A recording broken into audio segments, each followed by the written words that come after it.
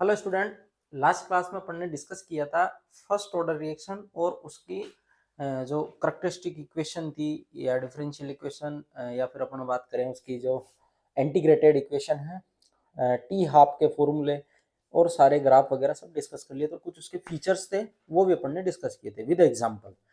ठीक है, एग्जाम्पल भी आपको याद रखना है क्योंकि एग्जाम में डायरेक्ट वो एग्जाम्पल से रिलेटेड भी क्वेश्चन पूछ लेता है। नेक्स्ट अब बात करते हैं अपन सेकंड ऑर्डर रिएक्शन। तो नेक्स्ट इक्वेशन है अपने थर्ड वाली सेकंड ऑर्डर रिएक्शन। तो सेकंड ऑर्डर रिएक्शन किसे बोलेंगे? देखो पहले तो मैं एक इमेजिनरी एग्जांपल की बात कर लेता हूं। ये कोई रिएक्शन है जिसमें दो मॉलिक्यूल पार्टिसिपेट कर रहे हैं और ये आरडीएस में दोनों की रेट जो इनकी कंसंट्रेशन है वो चेंज होती है। तो आरडीएस में अगर जितने पार्टिकल्स होंगे जितने मॉलिक्यूल्स होंगे उनकी कंसंट्रेशन चेंज होगी तो वो क्या कहलाएगी? Order of the reaction. तो according to rate law, according to rate law the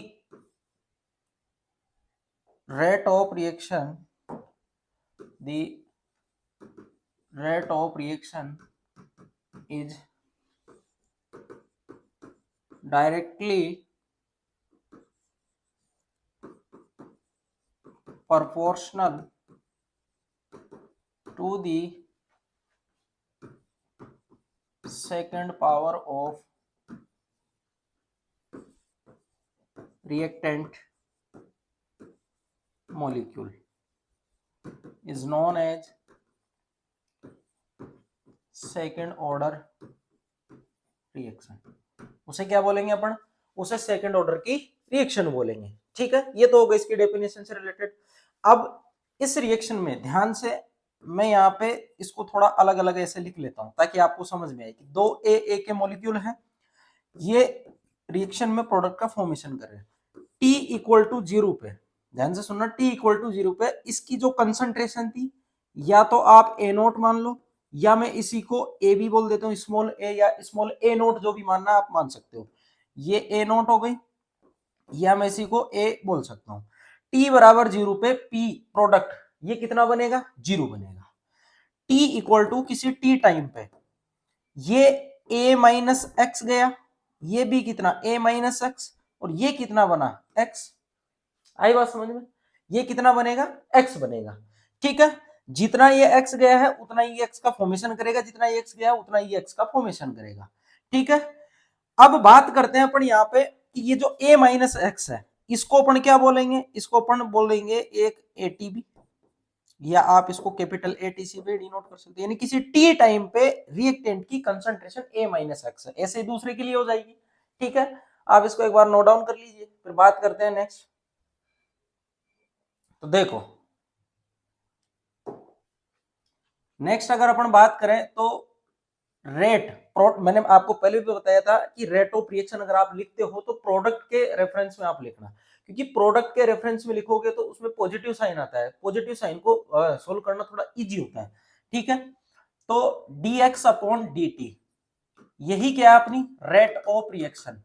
ये डायरेक्टली प्रोपोर्शनल है किसके? रिएक्टेंट की सेकेंड पावर के डेफिनेशन से। तो dx अपॉन dt इसको मैं ऐसे लिख सकता हूं, इक्वल टू के ए की कंसंट्रेशन का स्क्वायर। तो ये जो इक्वेशन आई है इसको बोलते हैं डिफरेंशियल इक्वेशन, क्योंकि आपने dx अपॉन dt की फॉर्म में लिखा है, इसने डिफरेंशिएशन की फॉर्म में लिखा है, तो मैं इसको बोल सकता हूं डिफरेंशियल इक्वेशन।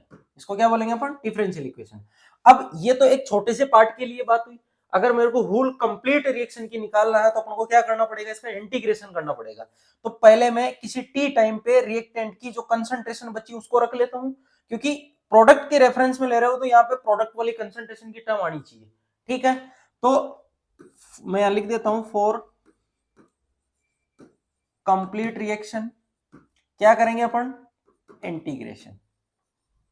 इंटीग्रेशन तो जैसे इंटीग्रेशन करेंगे तो देखो dx upon dt equal to K. अब मैं a की कंसंट्रेशन किसी t टाइम पे वो लिख रहा हूं, वो कितनी थी? a माइनस एक्स का स्क्वायर। तो x वाली टर्म को एक साइड ले लेते हैं, तो dx upon a minus x, इसका इंटीग्रेशन करना है, k डी टी, सॉरी के डी टी, ये ऐसे इंटीग्रेशन करना है। के यहाँ पे क्या है, कांस्टेंट है, तो कांस्टेंट का इंटीग्रेशन नहीं होगा, इसको बाहर निकाल लेंगे। ठीक है, इसको क्या करेंगे अपन, बाहर निकाल लेंगे। यहाँ पे स्क्वायर कर लेना। नेक्स्ट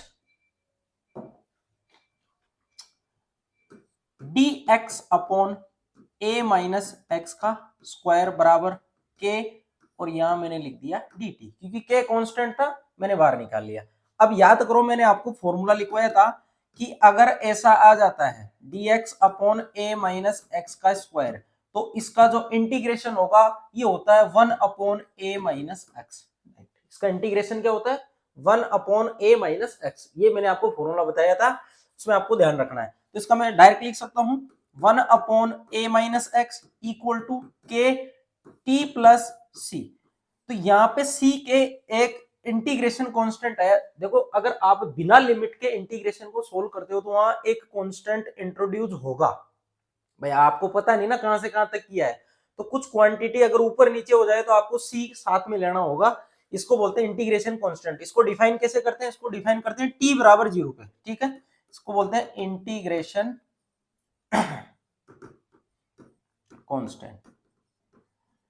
इसको डिफाइन कैसे करते हैं, देखो टी बराबर 0 पे आपको पता है x क्या होगा, 0 होगा, क्योंकि प्रोडक्ट तो बनेगा ही नहीं ना t बराबर 0 पे। तो x बराबर 0 होगा। जितनी कंसंट्रेशन होगी सारी की सारी इनिशियल कंसंट्रेशन होगी, यानी अपन बोल सकते हैं वो a नोट के बराबर होगी सारी की सारी कंसंट्रेशन, या वो a के बराबर होगी, ऐसा बोल सकते हैं अपन। ठीक है, a नोट के बराबर होगी, तो आप यहाँ पे लिख सकते हो बिल्कुल क्या हो जाएगा इसका, या ए आप इसको मान रहे हो तो ए मान लो। ठीक है, ए भी आप इसको मान सकते हो, इनिशियल कंसंट्रेशन ए नोट मान लो या ए मान लो। अब सी की जगह मैं क्या रखूंगा, देखो यहाँ पे आपने रखा 1 अपॉन ए, ये 0 हो गया, बराबर के, ये टाइम कितना 0 प्लस सी, तो सी किसके बराबर आ रहा है, 1 अपॉन ए के बराबर। तो आप क्या करोगे, इस इक्वेशन फर्स्ट और सेकंड से एक नई इक्वेशन प्राप्त करोगे जो आपको इसकी इंटीग्रेशन वाली इक्वेशन देगी। ठीक है, तो आप एक बार इसको नोट डाउन करिए, फिर बात करते हैं नेक्स्ट।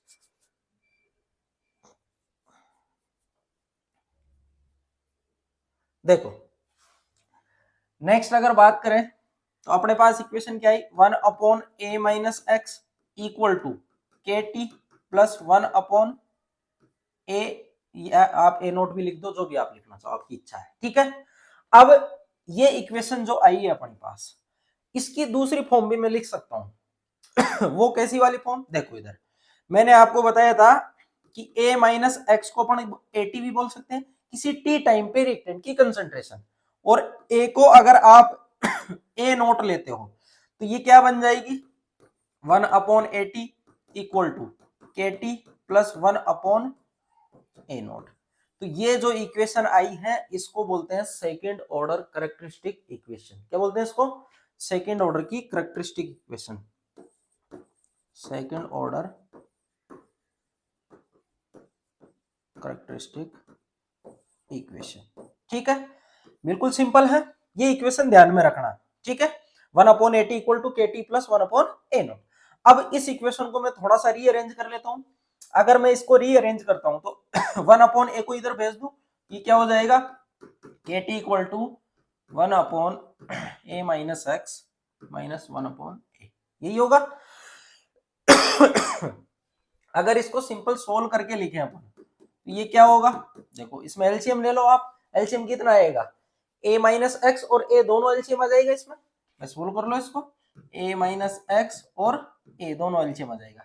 तो इसको जब सोल्व करेंगे तो ये क्या होगा, इसकी एक सिंपल इक्वेशन बना लेते हैं अपन, के टी इक्वल टू ये बच जाएगा अपने पास 1 upon A minus 1 upon A minus x, यही बचेगा, ए से ये गया, सॉरी 1 सेकेंड, एक मिनट। जब इसको सोल्व करेंगे एलसीएम ये लिया ये क्या बचेगा अपने पास यहाँ पे, देखो ये एलसीएम इसका लिया है तो a माइनस एक्स, ये a, अब इसको सोल्व करें तो इसे कटा, ये a और ये गया तो ए माइनस एक्स, ठीक है, ए माइनस एक्स ही बचेगा। अब के टी इक्वल टू, इसको थोड़ा सा कुछ इस तरीके से रीअरेंज करो कि ये ए कट जाए ना,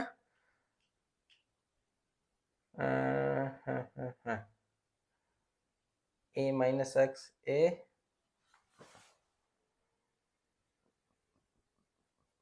कहीं ना कहीं गड़बड़ है क्या, ए माइनस एक्स और ए अपन ने एलसीएम लिया, बिल्कुल सही है। तो ए माइनस एक्स से ये ए माइनस एक्स गया तो ये यहाँ ए बचा, बिल्कुल सही है, माइनस फिर ये माइनस ए माइनस एक्स, तो ये हो जाएगा एक्स प्लस का। कहीं ना कहीं मिस्टेक हो रही है।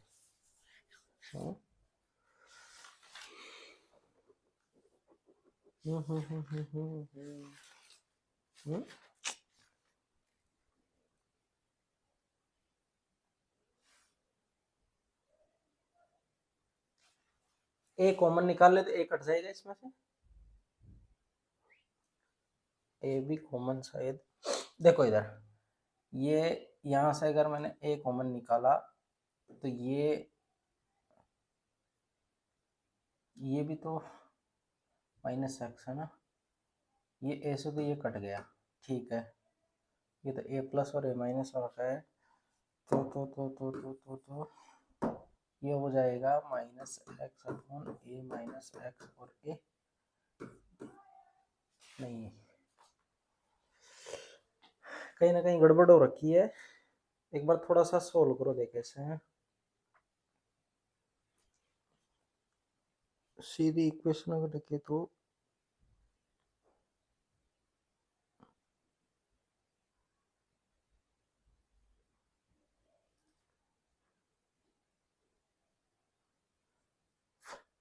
एक सेकंड रुको, देखो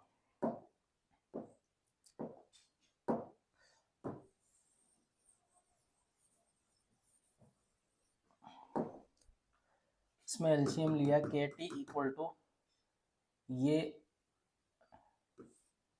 ए माइनस एक्स और ये ए, तो ये बचा अपने पास ए, यहाँ माइनस है ये माइनस, और फिर लिख रहे हैं अपन ए माइनस एक्स, ये तो ये माइनस माइनस एक्स प्लस में हो जाएगा, सही है ना, पहले इसको माइनस कर रखा था, ये ए ये माइनस से तो ये ए माइनस, ये माइनस माइनस क्या हो गया प्लस एक्स हो गया, ठीक है भाई, ये माइनस दोनों से मल्टीप्लाई होगा ना, तो ए से मल्टीप्लाई हो तो माइनस ए, और माइनस से माइनस ये प्लस, तो ए माइनस एक्स और ये इधर ए, तो ए से ए तो कट गया, तो बचा कितना x upon A minus X और ए, तो ये इसकी इक्वेशन डायरेक्ट आप ध्यान रखना, के टी इक्वल टू हो जाएगा x upon A minus X और ए, ठीक है, तो ये दोनों इक्वेशन ध्यान रखना, मेन मेजर इक्वेशन इसकी ये है, जो इसके ग्राफ वगैरह आएंगे वो इसी से आएंगे, कैरेक्टरिस्टिक इक्वेशन से, आप इसको ध्यान में रखना, ठीक है, तो आप एक बार इसको नोट डाउन कर लीजिए, फिर बात करते हैं अपन इसके टी हाफ की।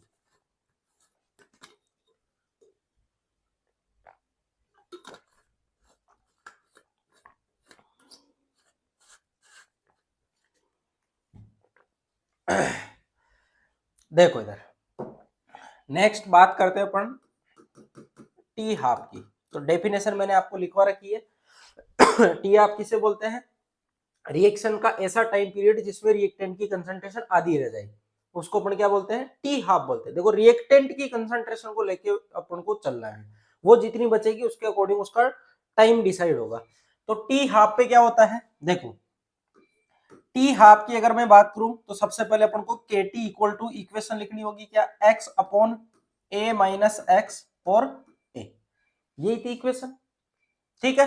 अब देखो टी टी हाफ कब होगा, जब रिएक्टेंट की कंसंट्रेशन, या मैं बात करूं प्रोडक्ट कितना बन जाएगा, आधा बन जाएगा, तो अपन बोल सकते हैं एक्स ये किसके इक्वल होगा, ए बाई टू, बात तो वही है ना, आप कैसे भी बात करो, टी हाफ पे रिएक्शन आधी चली जाएगी, मतलब प्रोडक्ट कितना बनेगा, इनिशियल अमाउंट का आधा बनेगा, तो x बराबर क्या रख दो आप, a बाई टू, तो x बराबर जब आप a बाई टू रख दोगे तो ये हो जाएगा a upon two upon a minus a by two, और ये a, इसको सोल्व करो, ये a/2, ये कितना बचेगा a/2 और साथ में a, तो ये a/2 से a/2 गए, ठीक है। तो के टी हाफ इक्वल टू कितना बचा 1/a, यही बचेगा भाई। टी कितना बन जाएगा, टी हाफ बन जाएगा। तो टी हाफ क्या आ रहा है, टी हाफ आ रहा है 1/ka। तो ये फॉर्मूला तुम्हारे नेट के एग्जाम में डायरेक्ट ऐसा का ऐसा पूछा हुआ है, सेकेंड ऑर्डर रिएक्शन का, डायरेक्ट ऐसा का ऐसा। और कंसंट्रेशन के साथ इसका क्या रिलेशन होता है, इनवर्सली होता है, ध्यान रखना। कंसंट्रेशन के साथ इसका रिलेशन क्या होता है, इनवर्सली होता है, ये चीज ध्यान में रखना, ठीक है। सिंपल सा है बिल्कुल, आप इसमें रखते हुए डायरेक्ट इसको सोल्व कर सकते हो। तो K sorry T half equal to क्या है, के ए, या आप इसको ए से भी लिख सकते हो, टी हाफ इक्वल टू 1/के ए, या ए नोट भी लिख सकते हो आप, जैसा लिखना चाहो वैसा लिख सकते हो। तो एक बार इसको नोट डाउन करिए, बात करते हैं इनके ग्राफ।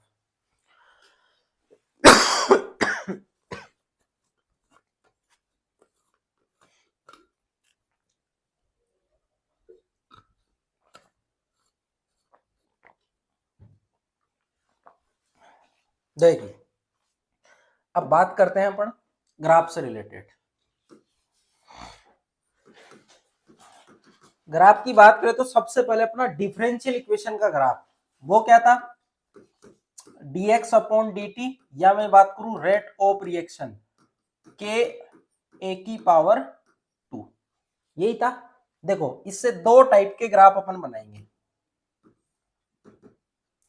अगर आप रेट ऑफ रिएक्शन या dx/dt को किस पे ले रहे हो, x डायरेक्शन पे ले रहे हो, सॉरी इस पे y डायरेक्शन पे, और आप इसको कंसंट्रेशन को, आप देखो कंसंट्रेशन आप अगर a² लेते हो, ध्यान से सुना, a² लेते हो तो ये y बराबर mx टाइप के ग्राफ जैसा आएगा। अगर आप a² लेते हो तो ग्राफ कैसा आएगा, ग्राफ आएगा इसका रेखीय, ये लीनियर, जीरो से स्टार्ट होगा। अगर आप a0 रखते हो तो कंसंट्रेशन अगर जीरो हो जाएगी तो dx/dt का मान भी क्या हो जाएगा, जीरो हो जाएगा। तो जीरो से स्टार्ट होगा, ठीक है। दूसरा ग्राफ इसका ये वाला, अगर आप a के साथ ग्राफ प्लॉट करते हो, किसका, dx/dt, या फिर किसका, रेट ऑफ रिएक्शन का, तो ये ग्राफ अब किस तरीके का आएगा, ऐसा नहीं आएगा। अब ये ग्राफ आएगा थोड़ा ऐसे एक्सपोनेंशियल टाइप का, मैंने आपको बताया हुआ है स्क्वायर का ग्राफ कैसा आएगा, ठीक है। ये थोड़ा सा इसको ऐसे इसको ऐसे बढ़ा देना, क्यों, क्योंकि यहाँ पे तो आपने स्क्वायर वाले टर्म को नीचे ले लिया, यहाँ स्क्वायर वाले टर्म को नीचे नहीं लिया, ये सडनली इंक्रीज होगा मान इसका, ठीक है। तो दो ग्राफ तो ये हुए, इसको एक बार नोट डाउन करिए, फिर बात करते हैं अपन कैरेक्टरिस्टिक इक्वेशन का ग्राफ।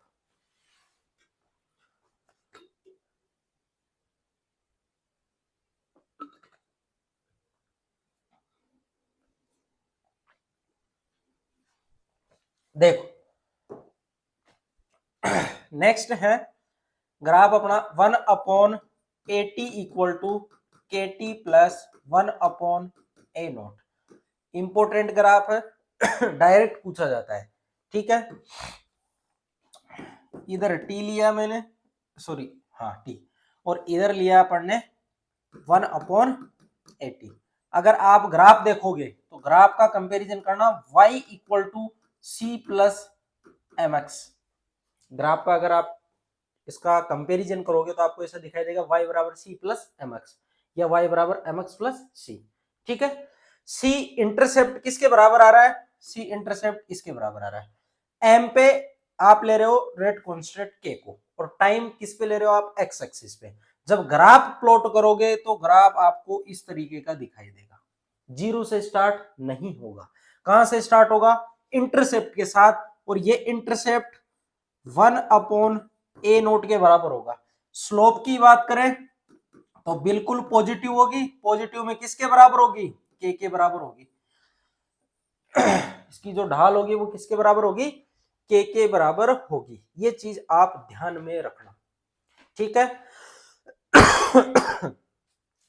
तो एक बार आप इसको नोट डाउन कर लीजिए, फिर बात करते हैं इसका एक और ग्राफ जो टाइम के साथ खींचा जाता है, ठीक है। नेक्स्ट, अभी मैंने जस्ट आपको एक फॉर्मूला बताया था, वो क्या था, वो फॉर्मूला था K T equal to X upon A minus X और ए। ये फॉर्मूला मैंने इसका सेकंड ऑर्डर का आपको बताया है। इसको मैं थोड़ा सा रीअरेंज कर लूं, इसको मैं ऐसे लिख सकता हूं X upon A minus X A equal to K T, उल्टा करके ऐसा लिख दे। ये y equal to M X. इसका अगर आप ग्राफ बनाते हो, y पे आपने क्या लिया है, y पे लिया आपने x upon A minus X और a, कंसंट्रेशन वाली पूरी टर्म ली है, और इधर क्या लिया है, टाइम लिया है।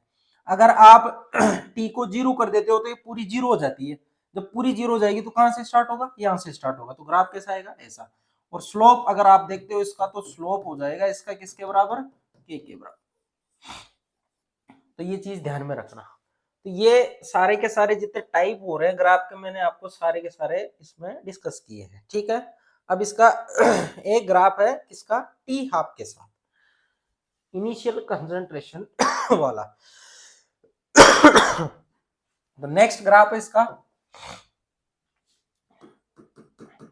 T half versus A not, ठीक है।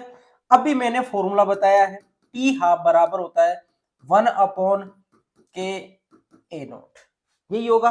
इसको थोड़ा सा रीअरेंज करके लिख ले, टी हाफ इक्वल टू, ये क्या हो जाएगा, 1 अपॉन के 1 अपॉन ए नॉट, ऐसे लिख लो। तो ये क्या हो गया, y equal to M X.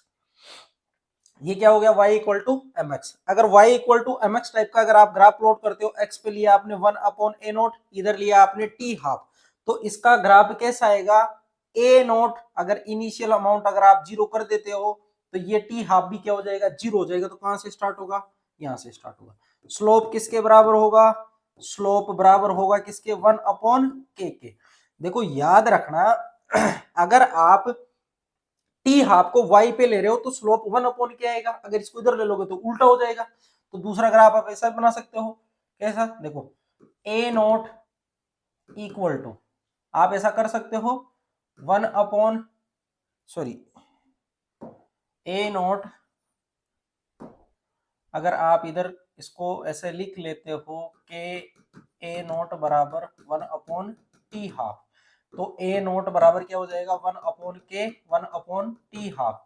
अगर y बराबर एम एक्स टाइप का अगर आप इसके साथ अगर आप प्लॉट करते हो, y पे आपने क्या लिया है, ए नोट लिया है ऐसे, ठीक है, और इधर आपने क्या लिया, 1 अपॉन टी हाफ लिया है।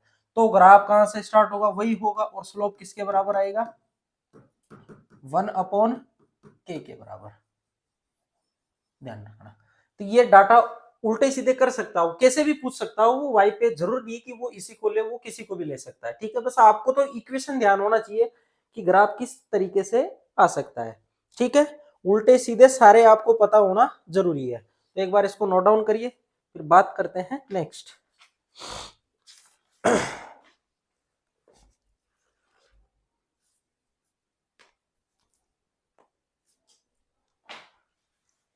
देखो इधर नेक्स्ट अगर बात करें अपन, ऐसा भी पूछ सकता है वो टी हाफ इनवर्सली होता है 1 अपॉन ए नोट के। तो इस ग्राफ में डिक्रीमेंट किस तरीके से आएगा, भाई इनवर्सली होता है ना, तो डिक्रीमेंट अगर आप देखते हो तो ए नोट, सॉरी 1 अपॉन ए नोट आपने इधर लिया है, 1 अपॉन ए नोट, और ये टी हाफ। तो अगर आप इसका डिक्रीमेंट देखोगे तो वो ऐसे हाइपरबोला टाइप में वो नीचे की साइड ऐसे डाउन होता जाएगा, ठीक है। जैसे जैसे आप ए नोट का मान कम करोगे वैसे वैसे टी आपका मान बढ़ता जाएगा, या ए नोट को आप बढ़ाते जाओगे तो टी आपका मान घटता जाएगा। हाइपरबोला टाइप का कर्व आता है इसका, ठीक है। अगर आपको डायरेक्ट ऐसा पूछा है, इनवर्सली देके ऐसा पूछा, तो ग्राफ ऐसा आएगा। इक्वल टू में अगर दे रखा होता तो के यहाँ पे कांस्टेंट आता, फिर वो जीरो से स्टार्ट होता, ठीक है। तो दोनों में फर्क है। अब बात करते हैं इसके एग्जाम्पल की। तो एग्जाम्पल, एग्जाम्पल कौन कौन से हो गए इसके, देखो मैंने आपको एग्जाम्पल बताया था अमोनिया का डीकंपोजिशन मेटेलिक सरफेस पे, और HI का डीकंपोजिशन मेटेलिक सरफेस पे। अगर आप इन दोनों को विदाउट ऐसे ही ले लेते हो कैटलिस्ट के, तो ये सेकंड ऑर्डर की रिएक्शन होती है। यहाँ एग्जाम्पल लिख लेना, decomposition of NH3 and HI in absence of catalyst और मेटल। ठीक है, तो अगर बात करें अपन इसकी तो ये हो जाएगा 2NH3 H2 प्लस ये N2, तो ये एक सेकेंड ऑर्डर है, सेकेंड ऑर्डर। याद रखना अगर मैं यहाँ कैटलिस्ट ले लेता हूं तो ये जीरो ऑर्डर की बन जाती है। 2HI इसका डिकम्पोजिशन H2 प्लस I2, ये भी क्या है, एक सेकेंड ऑर्डर है। ऐसे ही एग्जांपल क्या हो जाएगा, बेसिक मीडियम में अगर आप एस्टर का हाइड्रोलाइसिस करवाते हो, ester hydrolysis in presence of basic medium, in presence of basic medium, तो वो क्या होगा, वो होगा सेकेंड ऑर्डर। ठीक है, याद करो एसिडिक मीडियम में वो फर्स्ट ऑर्डर होता है। ठीक है, नेक्स्ट बात करें अपन किसकी, एग्जाम्पल की, तो एक एग्जाम्पल और आप लिख सकते हो इसमें, H2O8 minus 2 and I minus ion की रिएक्शन। ठीक है, इस आयन की रिएक्शन एनसीईआरटी के अंदर एग्जाम्पल दे रखा है। ठीक है, पर सल्फाइड आयन बोलते हैं इसको। इसकी रिएक्शन अगर आप करवाते हो तो वो I माइनस के साथ इसकी सेकंड ऑर्डर की रिएक्शन होगी। तो आप ये एग्जाम्पल नोट डाउन कर लो, ये सारे के सारे किसके एग्जाम्पल हैं, सेकंड ऑर्डर के एग्जाम्पल है। अब लगे हाथ ही मैं आपको थोड़ा सा उसके बारे में बता देता हूँ, स्यूडो फर्स्ट ऑर्डर रिएक्शन। इसके जैसी ये सिंपल कुछ भी नहीं है। देखो pseudo first order reaction, pseudo first order reaction की बात करें तो सिंपल रिएक्शन ये आपको दिखेगी सेकेंड ऑर्डर जैसी, होती कौन सी है, फर्स्ट ऑर्डर की। ठीक है, एग्जाम्पल की मैं बात करूं तो एग्जाम्पल मैंने लिया C2H5O, sorry C2H5 CH3C double bond O C2H5, ये मैंने एक ईस्टर लिया है। ईस्टर का हाइड्रोलाइसिस करवाना है। ईस्टर का हाइड्रोलाइसिस करवाओगे आप वाटर की प्रेजेंस में, भाई वाटर लार्जर अमाउंट में होता है इसमें। ठीक है, ये एक्सेस अमाउंट में रहता है। अगर मैं इसके लिए रेट ऑफ रिएक्शन लिखूं तो रेट लो के अकॉर्डिंग क्या होगी, देखो rate of reaction according to rate law directly proportional to the reactant की कंसंट्रेशन। रिएक्टेंट कौन कौन से यहाँ पे, एक तो ईस्टर है और साथ में क्या है H2O। तो H2O यहाँ पे मैंने एक्सिस अमाउंट में ले रखा है, एक्सिस में ले रखा है तो उसकी कंसंट्रेशन में चेंज नेग्लिजिबल होगा। जब चेंज ही नहीं हो रहा तो इसको अपन क्या मान लेंगे, rate of reaction equal to क्या हो जाएगा K, और इधर ये H2O की कंसंट्रेशन और इधर ये ईस्टर की कंसंट्रेशन। ये ऑलमोस्ट क्या है, कांस्टेंट है। जब ये ऑलमोस्ट कांस्टेंट हो गई तो मैं इस कांस्टेंट के साथ इसको लिख लूं तो एक नया कांस्टेंट बन जाएगा K डैश, और ये हो गया ईस्टर और रेट ऑफ रिएक्शन। अब देखोगे आप तो रेट ऑफ रिएक्शन, रिएक्शन को देखने से तो सेकेंड ऑर्डर लग रहा था, लेकिन जैसे ही आप फाइनली स्टेप में आए तो आपको दिखा एक ही मॉलिक्यूल रिएक्शन की रेट के अंदर पार्टिसिपेट कर रहा है। तो रेट के अंदर एक मॉलिक्यूल पार्टिसिपेट कर रहा है तो ये क्या हो जाएगी, फर्स्ट ऑर्डर रिएक्शन। क्या हो जाएगी ये, फर्स्ट ऑर्डर रिएक्शन। ठीक है, ये फर्स्ट ऑर्डर रिएक्शन होती है। दिखती क्या है, सेकंड, होती क्या है, फर्स्ट, इसलिए इसको स्यूडो फर्स्ट ऑर्डर रिएक्शन बोलते हैं। दिखने में सेकंड होती है, एक्चुअल में होती फर्स्ट है। ठीक है, ये एग्जांपल नोट डाउन कर लेना आप। एक एग्जांपल और मैं बता देता हूं आपको, C12H22O11, इसका भी आप हाइड्रोलाइसिस जब करवाते हो तो एक यूनिट आपकी ग्लूकोज की मिलती है, एक यूनिट मिलती है आपको फ्रक्टोज की। ये शुगर लिए मैंने। ठीक है, शुगर का जब आप H2 की प्रेजेंस में हाइड्रोलाइसिस करवाते हो तो वाटर इसमें एक्सिस अमाउंट में होता है, सेम कंडीशन होती है। ये भी क्या होती है, ये भी एक स्यूडो फर्स्ट ऑर्डर रिएक्शन है, स्यूडो फर्स्ट ऑर्डर रिएक्शन, याद रखना। ठीक है, तो शुगर का हाइड्रोलाइसिस अगर आपको करवाना है वाटर के साथ एक्सिस अमाउंट में लेके करवा रहे हो तो ये भी एक स्यूडो फर्स्ट ऑर्डर रिएक्शन बन जाएगी। तो ये बात हुई स्यूडो फर्स्ट ऑर्डर रिएक्शन की। ठीक है, अब ध्यान रखना ये जितने भी फॉर्मूले हैं मैं आपको एक जगह समराइज करा देता हूं। जीरो ऑर्डर का, फर्स्ट ऑर्डर का और सेकंड ऑर्डर का एक जगह मैं आपको लिखवा दूंगा तो आपके माइंड में ये ऐसे कैसे बैठे रहेंगे। ठीक है, तो एक अलग से आप ऐसे बना लो। फर्स्ट ऑर्डर की बात करें, सेकंड ऑर्डर, ऐसे सबके फॉर्मूले आपको बना लेने हैं। जैसे इनके डिफरेंशियल इक्वेशन का हो जाएगा, एक करैक्टरिस्टिक का हो जाएगा, एक इनका हो जाएगा इसका टी हाफ का। ठीक है, तो देखो ये तीन जगह ले लेते हैं अपन। सबसे पहले मैं बात कर लेता हूं इसके नॉर्मली रेट ऑफ रिएक्शन का रिलेशन क्या होगा, के ए की पावर 0। इसके लिए रेट ऑफ रिएक्शन क्या हो जाएगा, के ए की पावर 1। और इसके लिए रेट ऑफ रिएक्शन क्या हो जाएगा, के ए की पावर 2। ये हो गई बात, सिंपल है बिल्कुल। देखो अगर मैं बात करूं रेट ऑफ रिएक्शन या डिफरेंशियल इक्वेशन ये हो जाएगी। ठीक है, दूसरे वाले की बात करें अपन, इनकी करैक्टरिस्टिक इक्वेशन आती है। करैक्टरिस्टिक इक्वेशन में आपने इसके लिए निकाला होगा एटी बराबर माइनस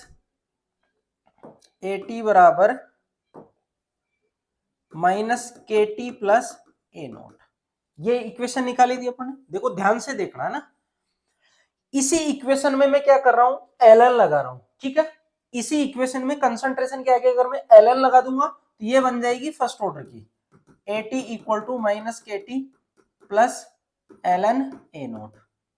या दूसरी आप लिख सकते हो A T equal to minus K T, log की फॉर्म में अगर लिखते हो तो 2.303 प्लस लॉग ए नॉट, ये बन जाएगी। ठीक है, उधर वाली में कुछ नहीं करना आपको। ये 80 मैंने ऊपर की साइड लिखा, अगर मैं बटा में लिख देता हूं तो ये माइनस प्लस में हो जाएगा। तो ऐसे लिख सकते हो 1/80 इक्वल टू ये क्या हो जाएगा, के टी प्लस 1/A0। यही निकाली थी इक्वेशन उसके लिए। देखो बिल्कुल सिंपल सा है, ऐसे रिलेट करके याद रखोगे तो याद रह जाएगा आपको। ठीक है, ये हो गई करैक्टरिस्टिक इक्वेशन। अब मैं बात कर लेता हूं इनके टी हाफ की। तो टी हाफ इसका जो फॉर्मूला होता है, ये फॉर्मूला होता है A0/2 के। टी हाफ का फॉर्मूला क्या होता है, A0/2 के। इधर बात करते हैं तो टी हाफ का फॉर्मूला हो जाएगा 0.693 के। ठीक है, और अगर मैं इधर बात करूंगा तो टी हाफ का फॉर्मूला क्या हो जाएगा, ये हो जाएगा 1/A0 के। तो ये देखो मैंने आपको सारे समराइज करवा दिए हैं। मेन इंपॉर्टेंट जो फॉर्मूले थे वो एक करैक्टरिस्टिक इक्वेशन का है, एक टी हाफ का है। डिफरेंशियल वाला आप यहां से देख सकते हो। तो ये फॉर्मूले आपको ध्यान में रखने हैं, एक जगह हो जाएंगे तो आपको याद रहेंगे। टी हाफ का फॉर्मूला ये इंपॉर्टेंट है, डायरेक्ट पूछा जाता है आपके एग्जाम। तो एक बार इसको नोट डाउन करिए, फिर बात करते हैं अपन कुछ स्पेसिफिक मेथड हैं जो ऑर्डर ऑफ रिएक्शन को डिटरमाइन करने के काम में आते हैं।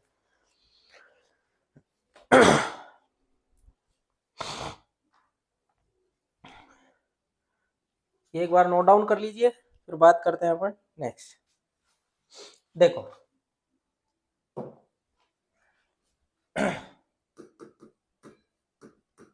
To determine order of reaction, order of reaction को डिटरमाइन करने के लिए कुछ स्पेसिफिक मेथड हैं। स्पेसिफिक मेथड, और स्पेसिफिक मेथड में सबसे पहला जो है वो है ग्राफिकल मेथड। ग्राफिकल मेथड, आगे मैं आपको क्वेश्चन भी करवाऊंगा इससे रिलेटेड कि ग्राफिकल मेथड कैसे हेल्पफुल होता है। देखो इधर अगर ध्यान से सुनना, 80 वर्सेज टाइम का ग्राफ दे रखा है। ध्यान से सुनना, 80 दिया है, 1/80 नहीं दिया, 80 दिया। 80 दिया मतलब अगर इसका ग्राफ अगर आप देखोगे तो ये स्ट्रेट लाइन आएगा, स्ट्रेट लाइन। 80 और टी का ग्राफ स्ट्रेट लाइन आ रहा है तो ये इंडिकेट करेगा जीरो ऑर्डर को। किसको इंडिकेट करेगा, जीरो ऑर्डर रिएक्शन को। ठीक है, अगर आप ln 80 वर्सेज टाइम का ग्राफ खींचते हो या आप log 80 वर्सेज टाइम का ग्राफ खींचते हो, ये भी स्ट्रेट लाइन आता है, स्ट्रेट लाइन आता है, लेकिन ये किसका बन जाता है, फर्स्ट ऑर्डर का बन जाता है। किसका बन जाता है, ये फर्स्ट ऑर्डर का। ध्यान रखना यहाँ ln या log लगा हुआ रहेगा, तो ln और log आ जाए तो माइंड में सीधा ले आना कि ये फर्स्ट ऑर्डर वाला ग्राफ है। अगर यही ग्राफ 1/80 वर्सेज टाइम का दिख जाए आपको तो स्ट्रेट लाइन ही होता है और ग्राफ होगा सेकंड ऑर्डर। कौन सा होगा, सेकंड ऑर्डर, ग्राफ कौन सा होगा, सेकंड ऑर्डर का होगा। तो इसको एक बार नोट डाउन कर लीजिए, फिर बात करते हैं अपन नेक्स्ट ओस्टवाल्ड मेथड का।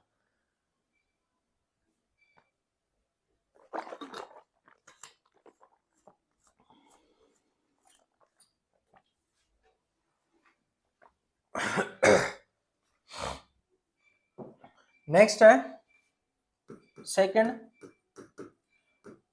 Ostwald method. देखो इस मेथड में कुछ भी नहीं है, मैं डायरेक्ट आपको समझा देता हूं। जैसे A प्लस बी कोई रिएक्टेंट है, इससे C प्रोडक्ट बन रहा है, ठीक है। अगर मैं रेट ऑफ रिएक्शन लिखता हूं, मेरे को नहीं पता कि इनमें कंसंट्रेशन किस तरीके से चेंज हो रही है, तो रेट ऑफ रिएक्शन अगर मैं लिखता हूं तो वो हो जाएगी K A की पावर X और B की पावर Y। अब मेरे को रेट ऑफ रिएक्शन पे चेंज देखना है, तो मैं क्या करूंगा, किसी एक सब्सटेंस को, एनी रिएक्टेंट, किसी एक रिएक्टेंट को क्या ले लेंगे, एक्सिस में ले लेंगे। किस में ले लेंगे, एक्सिस में। अगर आप एक को एक्सिस में ले लोगे तो उसकी कंसंट्रेशन में कोई चेंज नहीं होगा।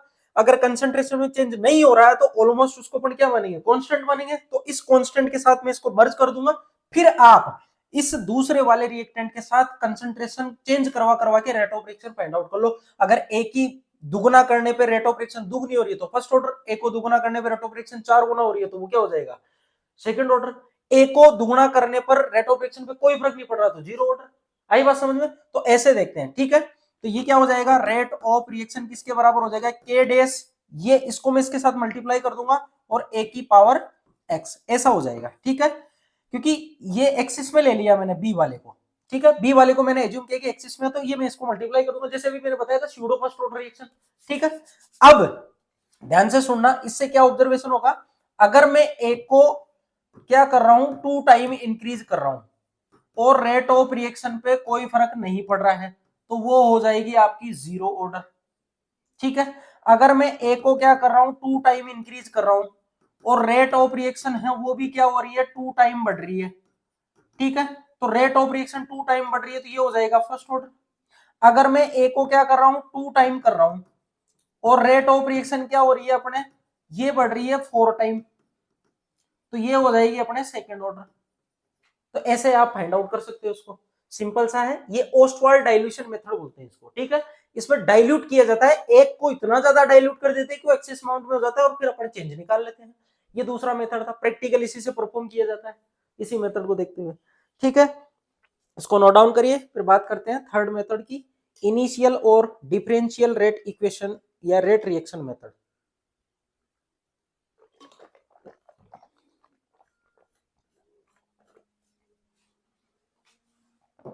देखो थर्ड है differential rate equation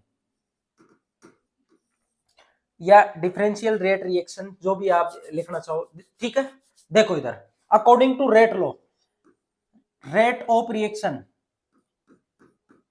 directly proportional होती है किसी कंसंट्रेशन की पावर एन। एन अपन को नहीं पता, ऑर्डर ऑफ द रिएक्शन है, ठीक है। ये किसी पर्टिकुलर रिएक्शन के लिए निकाल रहे हैं अपन, कि अपन को ऑर्डर निकालना है, तो पर्टिकुलर रिएक्शन के लिए तो के का मान कांस्टेंट रहेगा, फिक्स होता है, एक रिएक्शन के लिए फिक्स होता है पर्टिकुलर टेम्परेचर पे, ठीक है। अब मैं दूसरी वाली इक्वेशन निकालता हूं, वो क्या हो जाएगी, R2 के C2 कंसंट्रेशन, ये N, ठीक है। ये N क्या है, order of the reaction, N क्या है, ऑर्डर ऑफ द रिएक्शन। अब देखो इन दोनों इक्वेशन में अपन को रिलेशन निकालना, तो मैं क्या कर रहा हूं, equation first divided by equation second. तो इक्वेशन फर्स्ट को अपन क्या करेंगे, इक्वेशन सेकंड से डिवाइड कर देंगे, क्योंकि अपन को इनका किसी का डाटा नहीं पता तो डिवाइड ही करना पड़ेगा, ताकि अपन इनमें रिलेशन स्टेब्लिश कर सकें। तो ये क्या हो जाएगा, R1 upon R2 equal to, के तो कैंसिल आउट हो जाना, दोनों में कॉमन है तो के कट जाएगा, ये हो जाएगा C1 अपॉन C2 और इसकी पावर ये हो गई n, यही होगा। अब देखो पावर ऊपर आ रही है तो पावर को नीचे लाने का एक ही तरीका है, दोनों साइड आप लॉग ले लो। दोनों साइड क्या ले ले, लॉग। तो मैं यहां लिख देता हूं taking log on both side. क्यों, क्योंकि उससे पावर है ना नीचे आ जाएगी। तो मैं क्या करूंगा इधर, log R1 upon R2 equal to log ये हो गया C1 अपॉन C2 की पावर n, ये पावर n आगे आ जाएगी, log R1 upon R2 equal to n log C1 upon C2, यही होगा। n चाहिए अपन को, तो n अगर मैं निकालू तो ये हो जाएगा log R1 upon R2 divided by log C1 upon C2। ये फॉर्मूला नेट के अंदर ऐसा कैसा पूछा हुआ है, डायरेक्ट ऐसा कैसा कि डिफरेंशियल रेट इक्वेशन से आप ऑर्डर ऑफ द रिएक्शन कैसे निकालोगे, ऐसे निकालते हैं। सिंपल सा है, डायरेक्ट पूछा हुआ है। अगर असिस्टेंट प्रोफेसर के हिसाब से भी तैयारी कर रहे हो तो वो थोड़ा इंपॉर्टेंट बन जाता है उनके लिए, तो इसको नोट डाउन कर लीजिए। डायरेक्ट पूछा है, और इसको आप दूसरे तरीके से भी लिख सकते हो। मैं इधर लिख देता हूं एक फॉर्म और इसकी, n बराबर क्या हो जाएगा, log R1 minus log R2, क्योंकि log a माइनस b में खुल जाएगा वो, और ये हो जाएगा log C1 minus log C2। तो आप दोनों फॉर्म लिख लीजिए इसकी, ठीक है। नेट में ऐसा का ऐसा पूछा है फॉर्मूला, ऐसा का ऐसा एज इट इज, ये n हो जाएगा ऑर्डर ऑफ द रिएक्शन। तो एक बार इसको नोट डाउन कर लीजिए, फिर बात करते हैं अपन हाफ लाइफ मेथड। नेक्स्ट अपना हाफ लाइफ मेथड, लास्ट वाला फोर्थ है half life method. Half life method में देखिए, अगर मैं कॉमन एक्सप्रेशन निकालू इनका, तो टी हाफ जो होता है वो डायरेक्टली प्रोपोर्शनल होता है इनिशियल कंसंट्रेशन के 1 माइनस एन के। ये रिलेशन याद रखना बहुत इंपॉर्टेंट है, इससे आप एग्जाम में कंफ्यूज भी नहीं होगे। अगर आपको ए के साथ टी आपका रिलेशन निकालना है तो आप निकाल सकते हो। देखो एन का मान एक रख के देखो, ए नोट पूरा का पूरा क्या हो जाएगा, 1 हो जाएगा। तो टी हाफ ए नोट पे डिपेंड ही नहीं करेगा, और नहीं करता फर्स्ट ऑर्डर के लिए। आई बात समझ में, इससे निकाल सकते हो आप। तो ये कॉमन एक्सप्रेशन हो गया। अब मैं किसी दो टाइम ऐसे ले लेता हूं जिसपे ए नोट कंसंट्रेशन 1 रहेगी, एक पे ए2 रहेगी, ठीक है। और 1 माइनस एन अपना ऑर्डर ऑफ द रिएक्शन यहां से फाइंड आउट हो जाएगा। एन क्या ऑर्डर ऑफ द रिएक्शन, तो देखो T half first directly proportional होगा किसके, ए नोट फर्स्ट। ऐसे ही T half second directly proportional होगा किसके, ए नोट कोई अदर कंसंट्रेशन 1 माइनस एन, यही होगा। आई बात समझ में, दो इक्वेशन आ गई फर्स्ट और सेकंड। दोनों इक्वेशन को आप क्या कर दो, डिवाइड कर दो। दोनों इक्वेशन को क्या कर रहे हैं अपन, डिवाइड कर रहे हैं। तो दोनों इक्वेशन को जब मैं डिवाइड करूं, मैं यहाँ पे कांस्टेंट को नहीं लिख रहा, क्योंकि कांस्टेंट दोनों में कॉमन आएगा, वो कट जाना है, तो उसको नहीं लिखेंगे। तो ये हो जाएगा T half first divided by T half second बराबर, इधर मैं लिख देता हूं ये ए नोट 1 वाली concentration divided by A note ये 2 वाली कंसंट्रेशन, और इन सब की पावर, क्योंकि दोनों की पावर कॉमन है तो मैं कॉमन ही लिख देता हूं 1 माइनस एन, ठीक है। अब 1 माइनस एन वही बात हो गई, इसको बाहर कैसे लाए, बाहर लाने का एक ही तरीका, दोनों साइड लॉग ले लो। तो दोनों साइड लॉग लेंगे तो ये क्या हो जाएगा, log T half first divided by T half second equal to 1 minus N, और इधर हो जाएगा ये लॉग ये आप ए नोट फर्स्ट वाली कंसंट्रेशन और ये ए नोट सेकंड वाली कंसंट्रेशन, ठीक है। ये सेकंड वाली कंसंट्रेशन हो गई। तो यहां से आप 1 माइनस एन निकाल सकते हो, बिल्कुल निकाल सकते हैं। 1 माइनस एन जब निकालोगे तो क्या हो जाएगा, log T half first minus log T half second divided by log A naught first minus log A naught second. मैंने इसको ओपन करके लिख दिया क्योंकि ए अपॉन बी की फॉर्म में लिख सकते हैं, तो यहां से आप 1 माइनस एन निकाल सकते हो आराम से, बिल्कुल सिंपल सा है, कर सकते हो आराम से आइडेंटिफाई। तो ये थे आपके 4 मेथड, ठीक है। ये ध्यान में रखना आप, ये आपके एग्जाम के पॉइंट ऑफ व्यू से काम के हैं कि आप किस तरीके से निकालते हो। अब इनको यूज लेते हुए अपन को क्या करना है, क्वेश्चन सोल्व आउट करने हैं। तो क्वेश्चन सोल्व आउट करते हैं। देखिए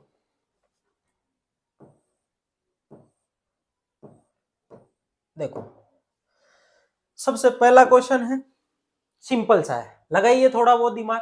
consider the plot for the type of reaction.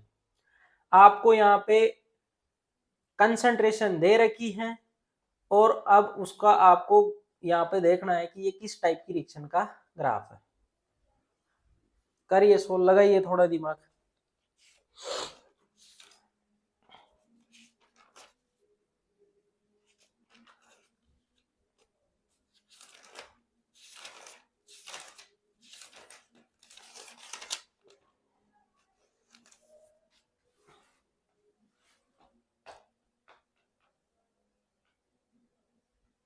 इधर इसको पूरा लिख लेना, D A upon D T है ना, minus D upon D T, या इसी को मैं बोल सकता हूँ रेट ऑफ रिएक्शन। ऐसा पूरा लिख लेना इसको। देखो मैंने आपको अभी जस्ट मेथड बताए हैं, अभी मैंने जस्ट मेथड बताए हैं, उनमें से दो तो सीधे के सीधे सोल्व आउट हो रहे हैं और एक में थोड़ा सा दिमाग लगा लेना, सिंपल सा है बिल्कुल। देखो लास्ट वाले को उठाओ पहले, तो 1 एक ही फॉर्म में दे रखा है, आंख बंद करके निकाल सकते हो इसका, निकाल सकते हो। ये ए और टी का दे रखा है, इसको भी निकाल सकते हो आराम से।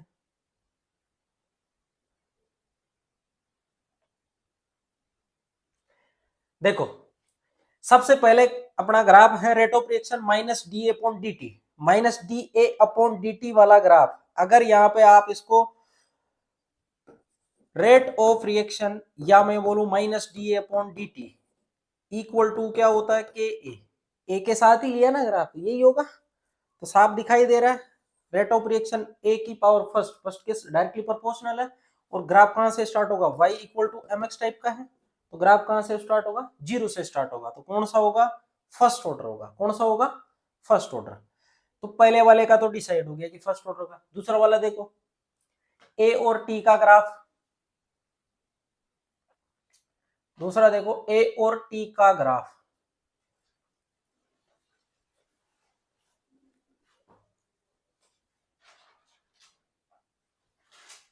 थर्ड वाले में आप इसको ग्राफ को थोड़ा सा करेक्ट करना है ना, क्योंकि थर्ड वाले में ये नीचे की साइड आ रहा है, ऊपर की साइड जाएगा ग्राफ, है ना, क्वेश्चन में थोड़ी मिस्टेक है, ऊपर की साइड जाएगा ग्राफ, है ना, तो ये इसको थोड़ा सा आप करेक्ट कर लेना, ये ग्राफ नीचे नहीं आएगा, ये ग्राफ जाएगा ऊपर की साइड, ऐसे जाएगा ये ना, ये थोड़ा मिस्टेक था क्वेश्चन में, ऐसे जाएगा ये ग्राफ।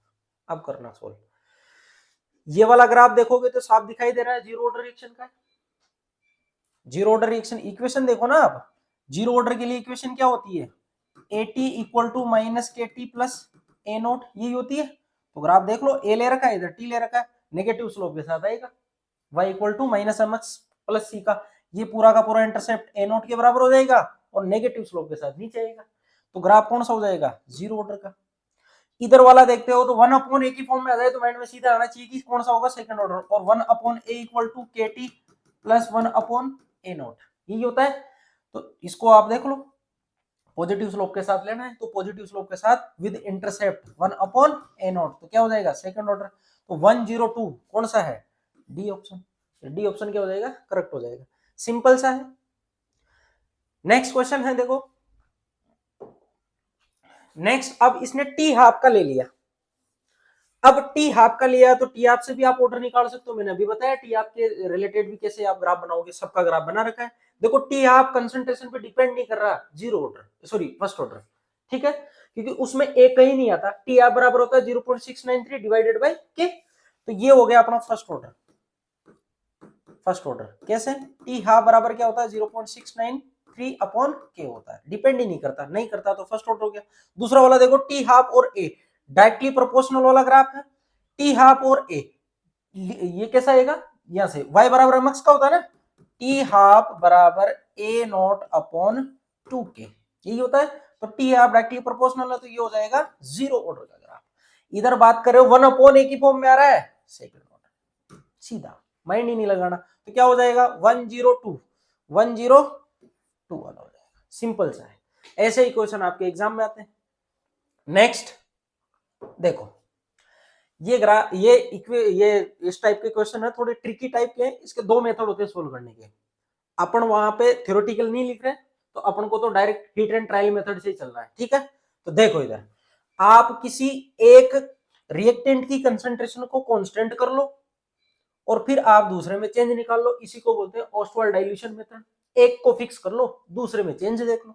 तो अपन फिक्स किसको करें, जहां जो कांस्टेंट हो रहा है। तो देखो सबसे पहले मैं ए का चेंज निकाल रहा हूं, ए का चेंज अगर मैं निकालूंगा तो मेरे को सबसे पहले बी को पकड़ना होगा कांस्टेंट, तो बी कांस्टेंट कहां है, इस जगह पे। अब ए में चेंज देखो, यहां से यहां जा रहे हो आप, क्या कर रहे हो 2 टाइम इंक्रीज कर रहे हो, इसको दुगुना कर रहे हो। इसको दुगुना करने पे रेट ऑफ रिएक्शन पे क्या फर्क पड़ रहा है, इसको अगर आप दोगुना कर रहे हो तो रेट ऑफ रिएक्शन, देखो इसको अगर आप यहाँ पे 2 टाइम इंक्रीज कर रहे हो तो ये यहाँ पे कितने टाइम बढ़ गया, ये बढ़ गया 2 टाइम। कितने टाइम बढ़ गया ये 2 टाइम बढ़ गया, इसको दुगुना करने पे 0.8 हो गया ये, ठीक है। जब इसको आप 2 टाइम कर रहे हो रेट को इसको सॉरी रेट ऑफ रिएक्शन को 2 टाइम कर रहे हो तो ये हो जाएगा आपका फर्स्ट ऑर्डर। कौन सा हो जाएगा, फर्स्ट ऑर्डर। भाई जितना इसको बढ़ा रहे हो उतना ये बढ़ रहा है तो फर्स्ट ऑर्डर रिएक्शन हो जाएगी। तो ए के साथ चेंज देखा तो ए के लिए कौन सा आ जाएगा, फर्स्ट ऑर्डर रिएक्शन। बी में चेंज देख लो, जैसे यहां फिक्स किया है ऐसे यहां पे फिक्स कर लो इसको। कहां फिक्स होगा ये, इस जगह पे, ठीक है, ये यहां फिक्स हो जाएगा। तो 0.2 और 0.2 ये दोनों को पकड़ लो आप, ये फिक्स करके अब 0.2 में आप चेंज देखो। 0.2 से यहां गए, आपने किया इसको दुगना। जब आपने इसको दुगना किया तो 0.4 से ये कितना हुआ, ये भी दुगना हुआ। तो दुगना करने पे दुगना, 4 गुना करने पे 4 गुना, 3 गुना पे 3 गुना, फर्स्ट ऑर्डर। फर्स्ट ऑर्डर में ये तो था जितना उसको बढ़ा उतना वो बढ़ता है। तो बी के साथ भी क्या आया, फर्स्ट ऑर्डर। बी के साथ भी क्या आया, फर्स्ट ऑर्डर। जब बी के साथ फर्स्ट ऑर्डर आया है तो कौन सा वाला ऑप्शन सही हो जाएगा, ए 1 है और बी भी क्या है 1, तो फर्स्ट वाला ऑप्शन ही क्या हो जाएगा अपना करेक्ट ऑप्शन। तो डायरेक्ट इसको आप ऐसे ट्रिकी वे से कर सकते हो। बाकी अदरवाइज आपके पास खूब सारा टाइम है तो कंसंट्रेशन रख के इक्वेशन में रख के कर सकते हो, ठीक है, वैसे भी हो जाएगा। नेक्स्ट क्वेश्चन है, देखो 99% of a first order reaction was completed in 32 minutes when 99.9% of the reaction will be complete। उसने बोला है कि 99% रिएक्शन को कंप्लीट होने में 32 मिनट लगता है, तो 99.9% तक कंप्लीट होने में कितना टाइम लगेगा, निकाल सकते हो आप आराम से। फर्स्ट ऑर्डर रिएक्शन उसने बोला है, तो फर्स्ट ऑर्डर रिएक्शन बोला है तो दो इक्वेशन आप बना लो। देखो टी फर्स्ट वाली कंडीशन में ले लेता हूं 99% वाली पे, ठीक है, ये हो जाएगा 1/k, या मैं 2.303 की फॉर्म में ले लेता हूं इसको डायरेक्ट, वो कट जाएगा कोई दिक्कत नहीं। 2.303 log a not upon a लिखते थे, ऊपर इनिशियल कंसंट्रेशन आप कितनी मान लो, इसको 100 मान लो, नीचे बची हुई कंसंट्रेशन। जब 99% कंप्लीट हो गया तो बचा कितना, एक लिख दो। दूसरी इक्वेशन जमा लो आप, कौन सी वाली, 99.9% की, 2.303 अपॉन के log 100 बटे, जब ये 99.9% कंप्लीट हो गया तो कितना बचा, कितना बचेगा 0.1।